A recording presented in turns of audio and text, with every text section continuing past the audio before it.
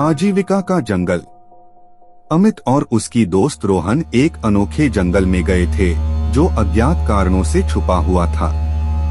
जंगल में पहली बार ही उन्हें अजीबोगरीब लगने लगा। पेड़ों की शाखाएं अजीब अजीब आकार में थीं और जंगल में अद्भुत चीजें देखने को मिली। रात होने के समय जब वे अपने टेंट में थे तभी वे अद्भुत आवाज सुनने लगे। वे बाहर देखने गए तो वहाँ कुछ नहीं था, लेकिन जंगल में आवाजें अब भी आ रही थीं। रोहन ने कहा, यहाँ कुछ गजब का है। मुझे लगता है कि हमें यहाँ से जल्दी चलना चाहिए। लेकिन अमित को उस जंगल का खोज करने का मन था। अगले दिन जब वे जंगल के अंदर गए तो उन्होंने एक पुरानी रास्ता देखा।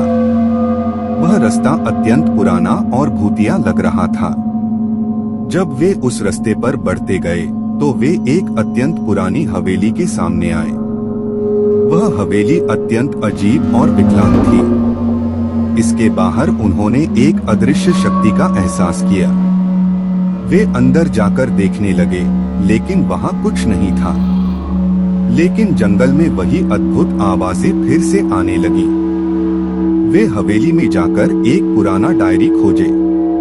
उस डायरी में एक कहानी लिखी गई थी। उसके अनुसार यह हवेली एक सम्राट की थी जिसने अपनी पत्नी को मार दिया था।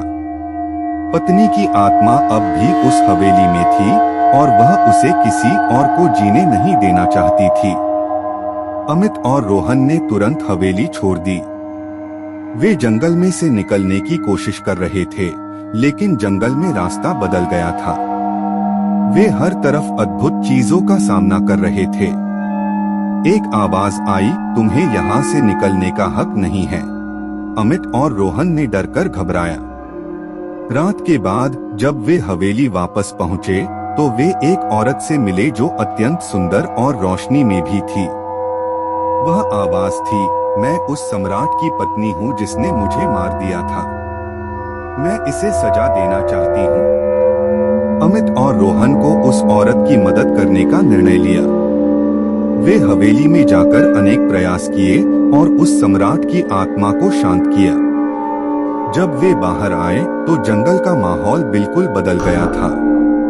वे अपने घर की ओर चले गए, पर उन्हें यह याद रहेगा कि वह कैसे एक भूतिया जंगल में फंस गए थे।